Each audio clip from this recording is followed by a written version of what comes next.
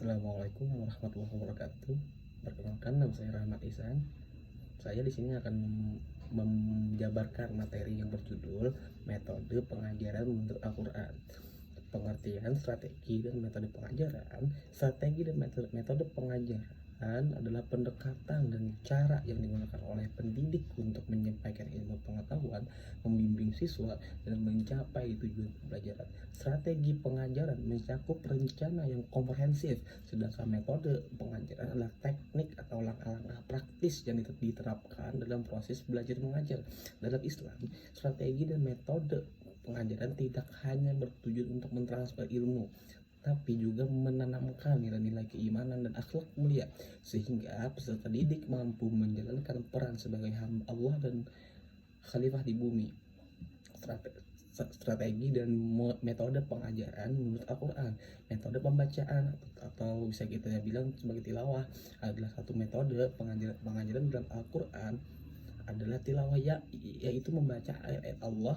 Ayat-ayat Allah, hal ini tercantum pada Quran surah Al-Baqarah ayat 129 yang artinya, wahai Tuhan kami, utuslah kepada mereka Rasul dari kalangan mereka yang akan membacakan kepada mereka ayat-ayatmu, mengajarkan kitab dan hikmah, dan menyucikan mereka. Selanjutnya, metode tanya jawab.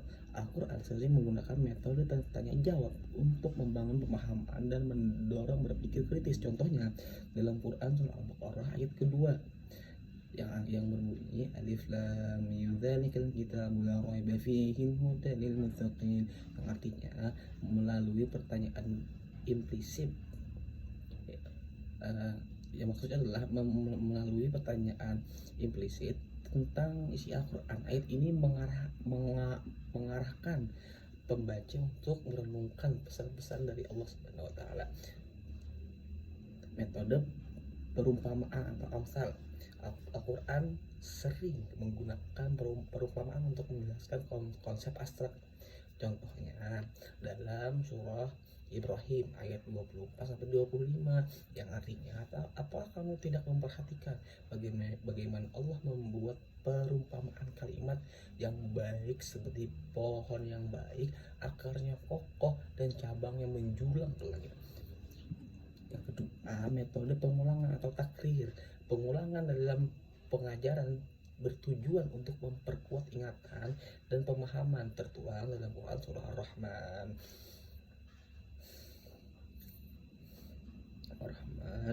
yang biasa kita baca itu fabi ayyi ala'i rabbikuma tukadziban, diulang sebanyak 31 kali untuk menegaskan nikmat yang diberi Allah Subhanahu wa taala.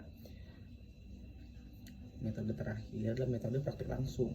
Al-Quran juga mengajarkan pentingnya praktik langsung. Dalam Quran surah Al-Maidah ayat ke-90, Allah Subhanahu wa taala memberikan perintah untuk menjauhi perbuatan dosa secara langsung, yang artinya, wahai orang-orang yang beriman, sesungguhnya minuman keras, berjudi, berhala, dan mengundi nasib adalah dengan anak panah adalah perbuatan keji dari perbuatan syaitan, maka jauhilah perbuatan ini.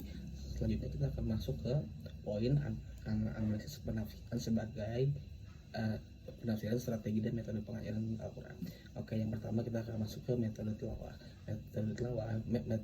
Metode tilawah ini menunjukkan bahwa membacakan ayat-ayat Al-Quran bukan sekedar aktivitas membaca, tetapi sarana untuk membangun keimanan, menyucikan jiwa, dan meningkatkan pemahaman peserta didik. Yang kedua, metode tanya jawab. Strategi dan tanya jawab dalam Al-Quran dirancang untuk membangun dialog yang kritis antara pendidik dan peserta didik.